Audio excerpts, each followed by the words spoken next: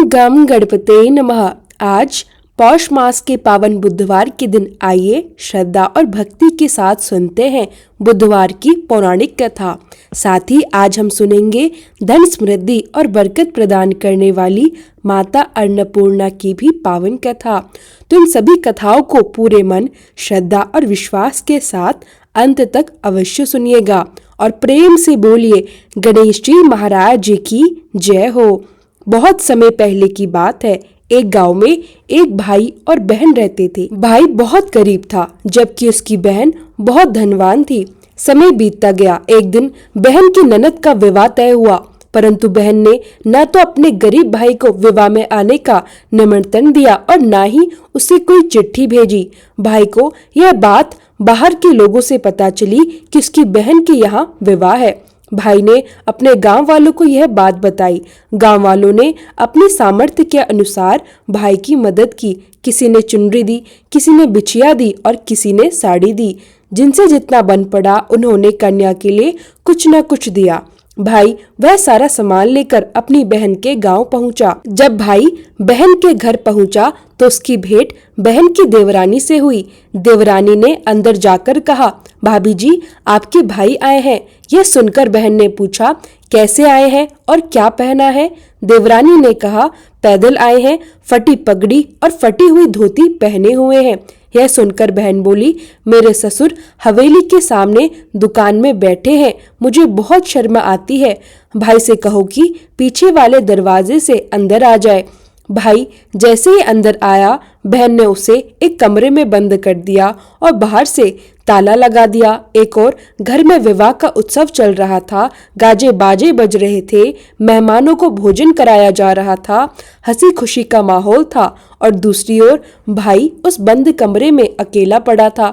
न किसी ने पानी पूछा, न किसी ने हालचाल लिया। 2 दिन तक वह भूखा प्यासा उसी कमरे में पड़ा रहा। तभी भांजे की बहू को उस गरीब मामा पर दया आ गई। उसने चुपचाप दरवाजा खोला। दरवाजा खुलते ही भाई वहां से निकल पड़ा। 2 दिन के भूखे प्यासे होने के कारण उसे चक्कर आने लगे।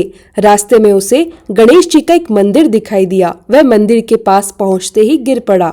वह रोते रोते गणेश भगवान से अपनी पूरी व्यथा कहने लगा। वह बोला, हे गणेश जी महाराज, आज मेरी गरीबी के कारण मेरी सगी बहन ने मुझे धिक्कार दिया।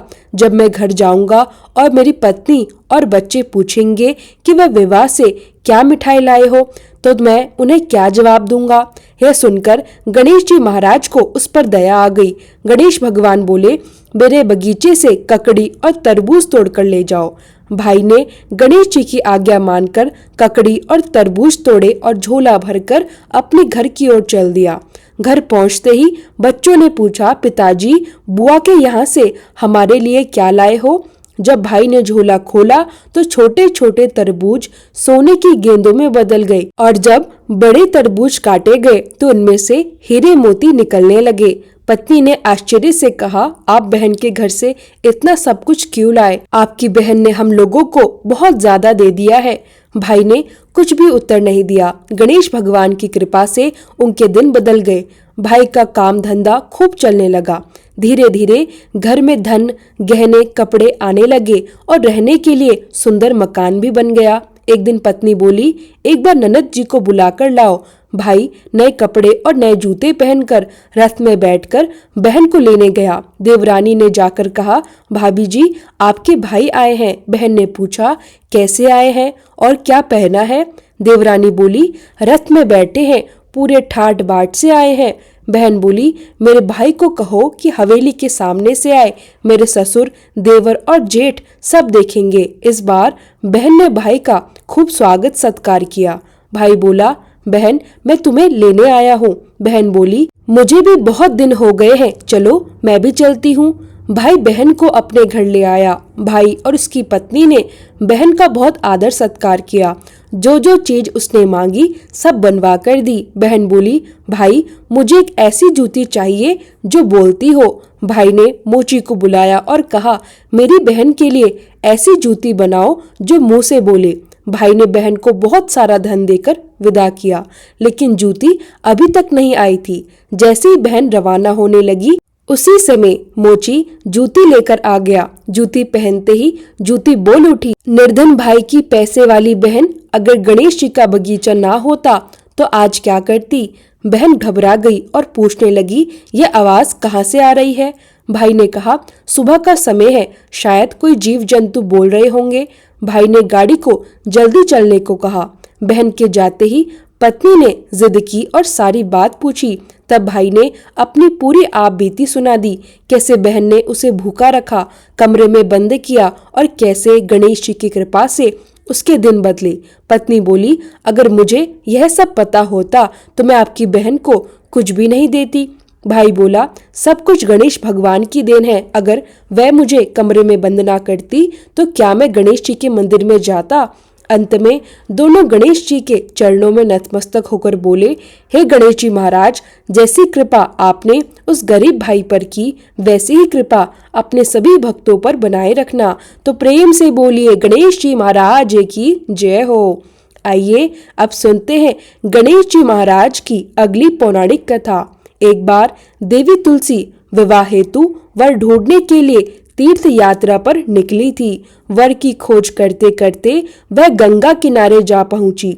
उसी समय गंगा के पावन तट पर गणेश भगवान गहन तपस्या में लीन थे।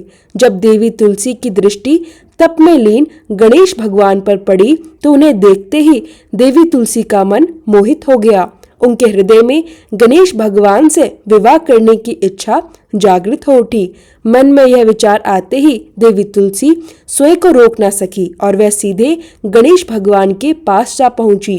फिर देवी तुलसी ने गणेश जी का ध्यान भंग कर दिया। ध्यान भंग होने पर गणेश भगवान ने अपनी आंखें खोली। आंखें खोलते ही उनके सामने देवी तुलसी खड़ी थी। सामने एक स्त्री को देखकर गणेश भगवान ने अपने क्रोध को संयम में रखा और अत्यंत शांत एवं विनम्र स्वर में पूछा, देवी आप कौन हैं और आपने मेरा ध्यान भंग क्यों किया। तब देवी तुलसी ने अपना परिचय दिया और बिना किसी संकोच के गणेश जी के सामने विवाह का प्रस्ताव रख दिया। यह सुनकर गणेश भगवान ने शांत भाव से उत्तर दिया, देवी मैं ब्रह्मचारी हूँ, इस कारणवश मैं विवाह नहीं कर सकता। गणेश भगवान से विवाह प्रस्ताव को अस्वीकार सुनकर देवी तुलसी क्रोधित हो उठी। क्रोध में आकर उन्होंने गणेश जी को श्राप दे दिया कि तुम्हारा ब्रह्मचर्य भंग होगा और तुम्हारे 2 विवाह होंगे। यह सुनते ही गणेश भगवान भयंकर क्रोधित हो गए। कारण यह था कि देवी तुलसी ने उनका तप भंग किया, फिर भी उन्होंने कोई कठोर वचन नहीं कहा और अत्यंत विनम्रता से बात की, फिर भी उन्हें श्राप दे दिया गया।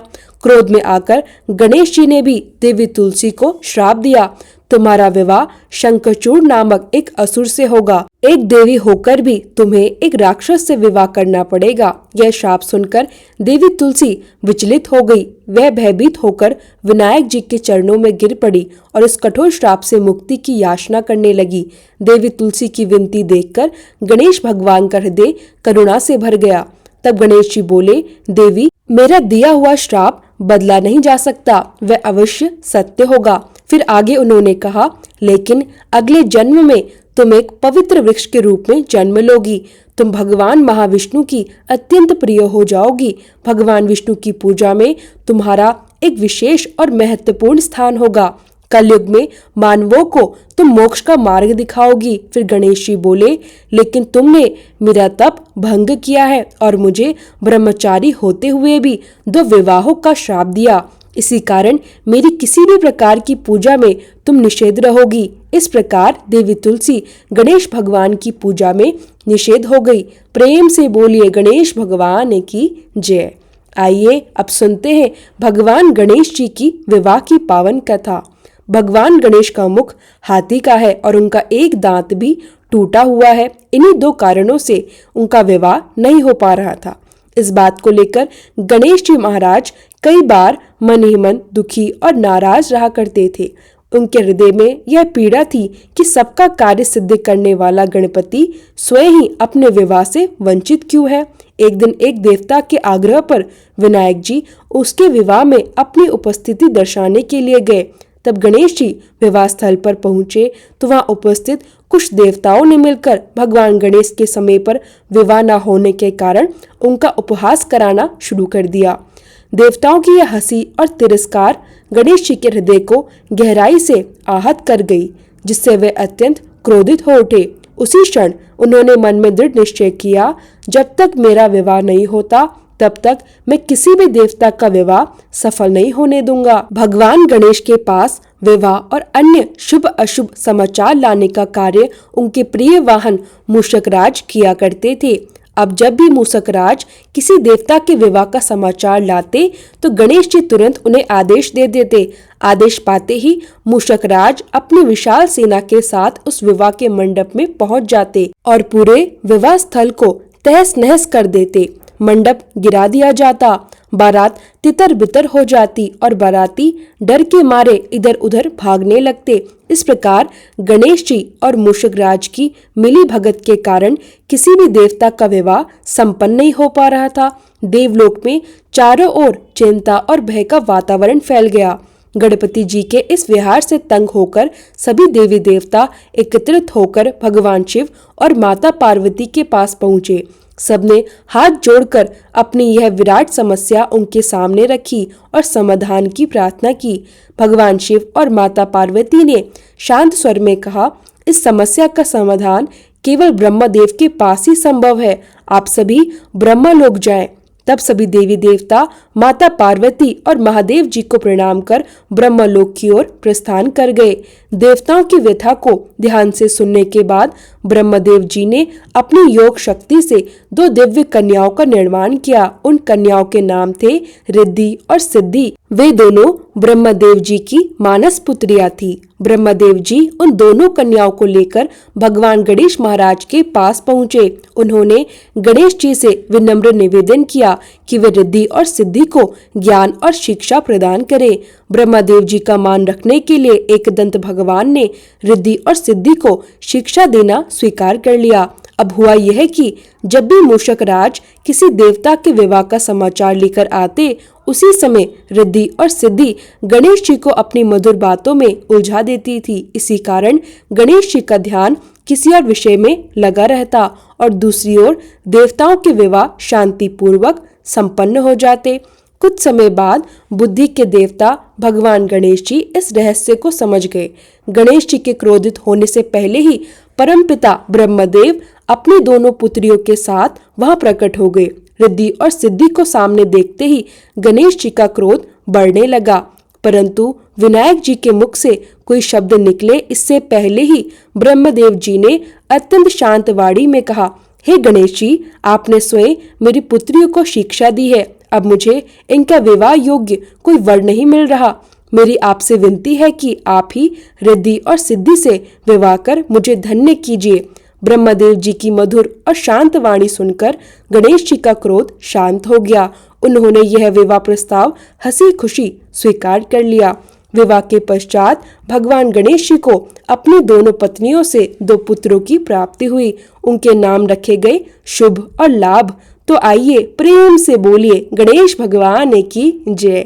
आइए अब सुनते हैं गणेश जी की पूजा पाठ में सुनी जाने वाली एक अत्यंत भावपूर्ण और पौराणिक कथा।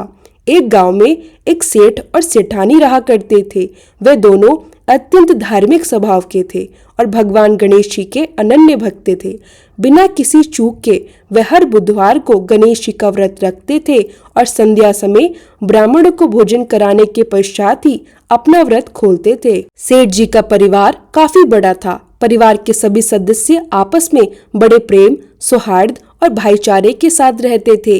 घर में धन संपत्ति, मान सम्मान और सुख सुविधाओं की कोई कमी नहीं थी, लेकिन इन सब के बावजूद सेठ और सेठानी के जीवन में एक खालीपन था। उन्हें कोई संतान नहीं थी।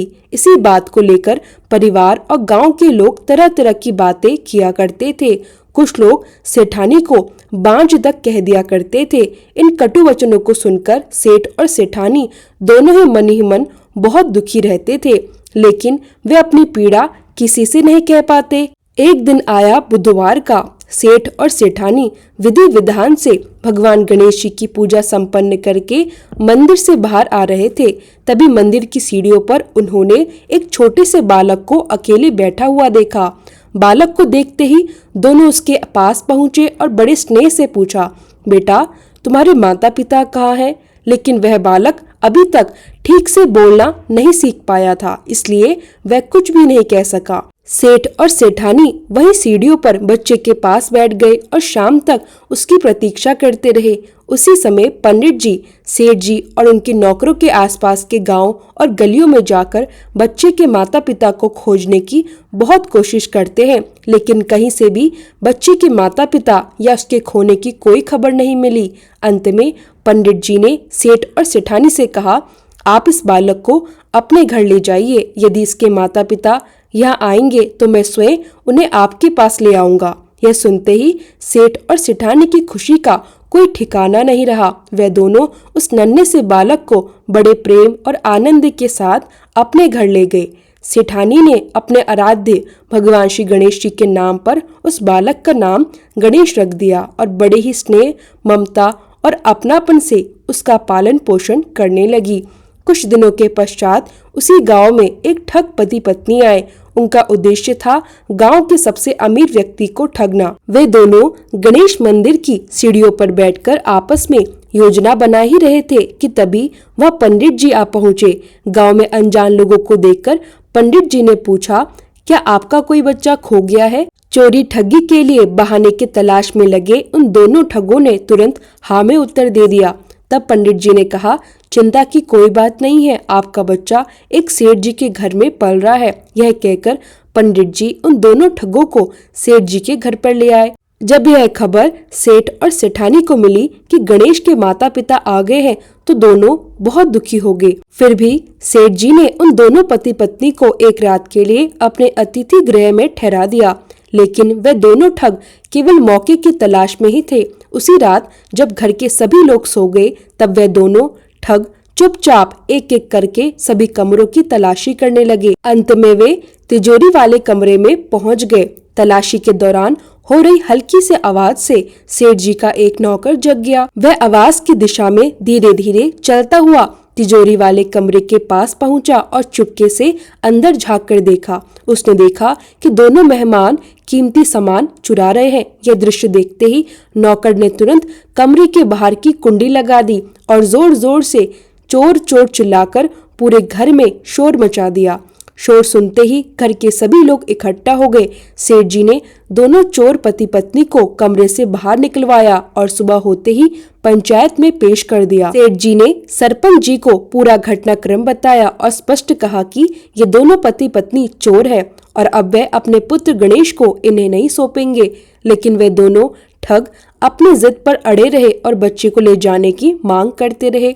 इस गंभीर समस्या का समाधान निकालने के लिए सरपंच जी ने एक उपाय बताया। उन्होंने सेठानी और उस दूसरी औरत को भगवान गणेश जी के सामने खड़ा कर दिया और कहा, जिसके आंचल से दूध की धार गणेश के मुंह में जाएगी वही इस बालक की सच्ची माँ मानी जाएगी और बालक उसी के पास रहेगा। दोनों स्त्रियां अपने अपने आंचल फैलाकर गणेश के सामने खड़ी हो गई। सेठानी जी मन ही मन भगवान गणेश जी का नाम जपने लगी और पूरी श्रद्धा से उनसे प्रार्थना करने लगी। तभी भगवान गणेश जी की कृपा से सेठानी के आंचल से दूध की एक धार निकलकर सीधे गणेश के मुंह में गिर गई। इस प्रकार भगवान गणेश जी की कृपा से बालक गणेश हमेशा के लिए सेठ और सेठानी के साथ रहने लगा। प्रेम से बोलिए गणेश जी भगवान की जय हो। अब आप सुनिए भगवान गणेश की दूसरी पौराणिक कथा। बहुत समय पहले की बात है। एक दिन भगवान गणेश धरती पर सैर करने के लिए निकले। सैर करते करते वे एक अनाज के खेत में पहुंच गए। चलते चलते उन्हें भूख लग गई और भूख के कारण उन्होंने उस खेत से कुछ अनाज तोड़कर खा लिए। वह खेत सेठ धनीराम जी का था। कुछ समय बाद गणेश जी को अपने इस कर्म पर पछतावा होने लगा। उन्होंने सोचा कि मैंने सेठ जी से बिना पूछे उनके खेत से अनाज लिया है, यह तो गलत हुआ। तभी गणेश जी ने मन में निश्चय किया, अपने इस बुरे कर्म का प्रायश्चित उन्हें अवश्य करना चाहिए। इसलिए उन्होंने यह निर्णय लिया कि वह सेठ धनीराम जी के यहाँ पूरे 12 वर्षों तक नौकरी करेंगे। अगले दिन सुबह भगवान विनायक जी 13-14 वर्ष के एक साधारण से बालक का रूप धारण करके सेठ धनीराम जी के घर पहुंचे। उन्होंने सेठ जी से विनम्रता से नौकरी मांगी और अपना नाम गणेश बताया। सेठ जी ने बालक गणेश की बुद्धिमत्ता की परीक्षा ली। उसकी समझदारी और सरल स्वभाव को देखकर सेठ जी बहुत प्रसन्न हुए और खुशी खुशी उसे नौकरी पर रख लिया। अब भगवान गणेश एक सामान्य मानव की तरह सेठ जी के घर पर काम करने लगे और रहने लगे। एक दिन शाम के समय सेठानी जी घर का सारा काम निपटाकर राख से हाथ धोने जा रही थी। यह दृश्य देखकर गणेश जी तुरंत वहां आए और उन्होंने सेठानी जी का हाथ पकड़ लिया। उन्होंने जबरदस्ती उनके हाथ मिट्टी से धुलवा दिए। यह देखकर सेठानी जी बहुत क्रोधित हो गई। उन्हें लगा कि यह बालक मेरी अवज्ञा कर रहा है। गुस्से में वह सीधे सेठ धनीराम जी के कमरे में पहुंची और गणेश जी की शिकायत कर दी। सेठ जी ने सारी बातें ध्यान से सुनी और फिर गणेश को बुलाकर पूछा, तुमने सेठानी के साथ ऐसा व्यवहार क्यों किया? तब गणेश जी ने शांत स्वर में कहा, सेठ जी, शाम के समय राख से हाथ धोने से घर की लक्ष्मी नाराज होती है, इसलिए मैंने सेठानी जी के हाथ मिट्टी से धुलवाए ताकि आपके घर पर माता लक्ष्मी की कृपा सदैव बनी रहे। यह सुनकर सेठ जी ने मन ही मन सोचा कि यह बालक तो बहुत अच्छी सोच रखता है। कुछ दिनों बाद कुंभ मेले का शुभ अवसर आया। सेठ जी ने गणेश को बुलाया और कहा, तुम सेठानी जी को कुंभ मेले में स्नान करा लाओ। गणेश और सेठानी जी कुंभ मेले पहुंचे। नदी किनारे पहुंचकर सेठानी जी बैठकर स्नान करने लगी। यह देखकर गणेश जी तुरंत दौड़े आए। उन्होंने सेठानी जी के दोनों हाथ पकड़े और उन्हें नदी के भीतर ले गए। उन्होंने उन्हें अच्छे से डुबकी लगवाई और फिर बाहर ले आए। अब तो सेठानी जी बहुत नाराज हो गई। घर लौटते समय पूरे रास्ते वे गणेश को ताने मारती रही, लेकिन गणेश जी शांत भाव से सब सुनते रहे। घर पहुंचते ही सेठानी जी ने फिर से सेठ जी से शिकायत की। सेठ जी ने गणेश को बुलाकर पूछा, तुमने ऐसा क्यों किया? गणेश जी ने उत्तर दिया, सेठ जी, सेठानी जी नदी किनारे बैठे बैठे गंदे पानी से स्नान कर रही थी। मैंने उन्हें शुद्ध जल में डुबकी लगवाई। इससे उन्हें अगले जन्म में बड़ा राजपाट और वैभव प्राप्त होगा। सेठ जी ने फिर सोचा, यह बालक तो मेरा परिवार का ही भला चाहता है। कुछ दिनों बाद सेठ जी के घर पर पूजा रखी गई। पंडित जी आ चुके थे। सेठ जी ने गणेश से कहा, जाओ सेठानी को पूजा के लिए बुलाकर लाओ। गणेश सेठानी जी को बुलाने गए। उस समय सेठानी जी काली चुन्नी ओढ़े कमरे से बाहर आ रही थी। यह देखकर गणेश जी ने तुरंत वह काली चुन्नी उतारकर फाड़ दी और कहा, पूजा में काला वस्त्र नहीं पहनते, लाल चुन्नी ओढ़कर आइए। अब सेठानी जी बहुत क्रोधित हो गई। वह गणेश पर चिल्लाने लगी। शोर सुनकर सेठ जी वहां आए और पूछा, क्या हुआ? सेठानी जी बोली, गणेश ने मेरी चुन्नी फाड़ दी। सेठ जी ने भी गणेश को डांटा। तब गणेश जी बोले, सेठ जी, पूजा में काले वस्त्र नहीं पहनते, इसमें शुभ कार्य सफल नहीं होते, इसलिए मैंने ऐसा किया। सेठ जी ने मन में सोचा कि गणेश तो सचमुच बहुत समझदार है। इसी प्रकार लीला रचाते रचाते गणेश जी के उस घर पर पूरे 12 वर्ष बीत गए। एक दिन सेठ जी ने नया व्यापार शुरू करने से पहले घर में पूजा रखी। पूजा करते करते उन्हें ध्यान आया कि पूजा की सामग्री में भगवान गणेश की मूर्ति ही नहीं है। सेठ जी ने अपने नौकर गणेश से कहा, जाओ पूजा घर से भगवान विनायक जी की मूर्ति ले आओ। तब गणेश मुस्कुराकर बोले, मुझे ही मूर्ति समझकर पूजा में विराजमान कर लीजिए, आपके सभी शुभ कार्य सफल होंगे। यह सुनकर सेठ जी क्रोधित हो गए। उन्होंने कहा, गणेश, पहले सेठानी से मजाक करते थे, अब मुझसे भी करने लगे। तब गणेश जी ने मुस्कुराते हुए कहा, सेठ जी, मैं मजाक नहीं कर रहा, मैं सत्य कह रहा हूँ। इतना कहते ही नौकर गणेश ने अपना साक्षात भगवान स्वरूप धारण कर लिया। भगवान श्री गणेश को सामने देखकर सेठ और सेठानी दोनों उनके चरणों में गिर पड़े। पूजा संपन्न हुई और फिर भगवान गणेश अंतर्ध्यान हो गए। बाद में सेठ और सेठानी को बहुत पश्चाताप हुआ। वे सोचने लगे, स्वयं भगवान हमारे घर नौकरी कर रहे थे और हमने उनसे कितना काम कराया। उसी रात भगवान गणेश उनके स्वप्न में आए और बोले, मैंने 12 वर्ष पहले तुम्हारे खेत से अनाज के दाने बिना पूछे ले लिए थे। उसी कर्म का प्रायश्चित करने के लिए मैंने 12 वर्ष तुम्हारे घर में नौकरी की। यह सुनकर सेठ धनीराम जी का जीवन बदल गया। हे गणेश जी, जैसी माया आपने सेठ धनीराम पर की, वैसी ही कृपा इस कथा को पढ़ने और सुनने वाले हर व्यक्ति पर करना। कथा में कोई त्रुटि हो गई हो तो क्षमा करना। प्रेम से बोलिए, भगवान गणपति की जय। आइए अब श्रद्धा और भक्ति के साथ सुनते हैं धन समृद्धि प्रदान करने वाली, घर में बरकत लाने वाली माता अन्नपूर्णा की एक अत्यंत दुर्लभ और पावन कथा। इस कथा को पूरे मन, श्रद्धा और विश्वास के साथ अवश्य सुनिए। प्राचीन काल की बात है। पुरुषोत्तमपुर नामक एक गांव में एक बहुत ही धर्मात्मा और पुण्यात्मा सेठ जी रहा करते थे। सेठ जी के 5 पुत्र और एक सबसे छोटी पुत्री थी। उस कन्या का नाम था गौरी। सेठ जी का परिवार बहुत ही भरा पूरा और सुखी था। उन्होंने अपने 5 पुत्रों का विवाह विधि विधान से कर दिया था।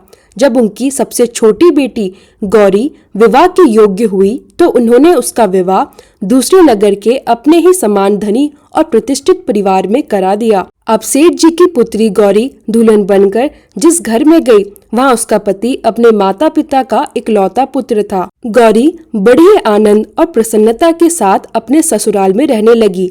गौरी स्वभाव से बहुत ही सदाचारिणी, गुणवान और रूपवती थी। कुछ समय बड़े प्रेम और सुख से बीत गया। एक दिन की बात है, जब विवाह को 1.25 महीना हो गया, तब गौरी की सास ने उसे रसोई संभालने की जिम्मेदारी दे दी। उन्होंने रसोई से जुड़ी सारी बातें उसे प्रेम पूर्वक समझा दी। गौरी अपनी सासू माँ के चरण स्पर्श कर रसोई में प्रवेश करती है। तब सासू माँ ने कहा, बहू, रोज सुबह जल्दी उठकर स्नान ध्यान करके पूजा पाठ करना, फिर रसोई में प्रवेश करना। रोटी बनाते समय पहली रोटी गाय के लिए और अंतिम रोटी कुत्ते के लिए अवश्य निकालना। इस प्रकार सास ने गौरी को सब कुछ समझा दिया। गौरी रोज 4 लोगों के लिए भोजन बनाती, पूरे परिवार को प्रेम से भोजन कराती, लेकिन जब अंत में सोए भोजन करने बैठती तब वह देखती कि उसके लिए एक भी रोटी नहीं बची। वह केवल दाल, चावल और सब्जी खाकर केवल पानी पी लेती। शाम को उसने सुबह से ज्यादा आटा लगाया, ज्यादा रोटियां बनाई, लेकिन रात में जब सब लोग खा चुके और गौरी ने रोटी का डिब्बा खोला तो उसमें एक भी रोटी नहीं थी। यह देखकर उसे बहुत आश्चर्य हुआ। वह केवल सब्जी खाकर पानी पीकर सो जाती। अगले दिन गौरी ने कल से भी 2 गुना आटा लगाया। फिर वही हुआ, रोटियां पूरी तरह समाप्त हो गई। अब उसे आधा पेट ही खाना पड़ता। यह हर दिन का क्रम बन गया। गौरी मन ही मन सोचने लगी, आखिर कौन चाहता है कि मैं भूखी रहूं, मैं पेट भरकर भोजन ना करूं। वह इस आशा में रोज ज्यादा आटा गूंथती कि शायद किसी दिन उसके लिए रोटियां बच जाए, लेकिन ऐसा कभी नहीं हुआ। धीरे धीरे गौरी बहुत कमजोर, दुबली और निस्तेज हो गई। एक दिन रसोई में सब्जी काटते समय उसका हाथ चाकू से कट गया। वह रोटियां नहीं बना पाई। तब सासू माँ ने कहा, बहू, आज रहने दो, आज मैं रोटियां बना देती हूँ। गौरी बोली, नहीं माँ, आप बस आटा गूंथ दीजिए, रोटियां मैं बना लूंगी। उस दिन सासू माँ ने स्वयं आटा गूंदा, बहू ने रोटियां बनाई। रात को जब सबने भोजन कर लिया और गौरी ने रोटी का डिब्बा खोला तो उसमें 4-5 रोटियां रखी थी। यह देखकर गौरी बहुत प्रसन्न हुई। ऐसे ही 7 दिन बीते। 7 दिन सासू माँ आटा गूंथती रही और बहू रोटियां बनाती रही। इन 7 दिनों तक गौरी भर पेट भोजन करती रही। 8वें दिन सासू माँ ने पूछा, गौरी बेटा, आज आटा मैं गूंथूं या तुम? गौरी बोली, माँ, अब मेरा हाथ ठीक हो गया है, आज मैं आटा गूंथ लूंगी। उस दिन गौरी ने आटा गूंथा, सबको प्रेम से भोजन कराया, लेकिन जब अपने खाने की बारी आई तो एक भी रोटी नहीं बची। अब वह बहुत परेशान हो गई। बाद में उसने अपनी सास, ससुर और पति को सारी बातें बता दी। तब सासू माँ बोली, बहू, गलती मेरी ही है, मैं तुम्हें एक बहुत ही महत्वपूर्ण बात बताना भूल गई। सास बहू को रसोई में ले गई, आटा गूंथकर उस पर अपनी 5 उंगलियों की छाप लगाए और बोली, बहू, यह माता अन्नपूर्णा का चिन्ह है। आटा गूंथने के बाद इस तरह 5 उंगलियों का छाप लगाने से घर में बरकत होती है। सासू माँ ने कहा, इसका अर्थ है कि माता अन्नपूर्णा की कृपा पूरे परिवार पर बनी रहे और कोई भी भूखा ना सोए। उस दिन से गौरी रोज आटे पर 5 उंगलियों का छाप लगाने लगी। अब उसे रोज रोटियां मिलने लगी। वह स्वस्थ हो गई। घर में अन्न धन की वर्षा होने लगी। कोई भी भूखा नहीं रहता। मेहमान और भिक्षुक को भी भोजन कराकर ही विदा किया जाता। तो प्रिय भक्तजनों, आटे पर 5 उंगलियों का छाप लगाना हमारी प्राचीन परंपरा है। यह माता लक्ष्मी और माता अन्नपूर्णा का चिन्ह माना जाता है। माता अन्नपूर्णा सदा प्रसन्न रहती है और घर में बरकत बनी रहती है। तो प्रेम से बोलिए अन्नपूर्णा माता की जय। जय भोलेनाथ। ओम श्री गणेशाय नमः।